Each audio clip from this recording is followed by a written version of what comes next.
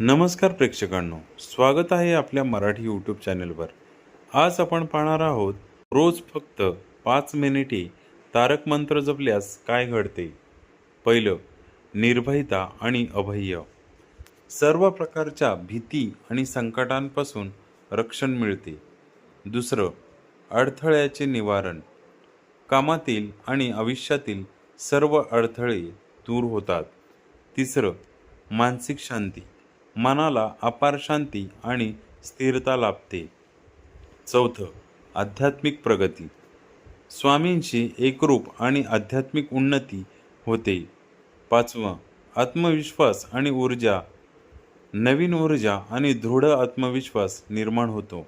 थोडक्यात, तारक मंत्र हा संकटांना सामोरं जाण्याची आणि यश मिळवण्याचा महामंत्र आहे।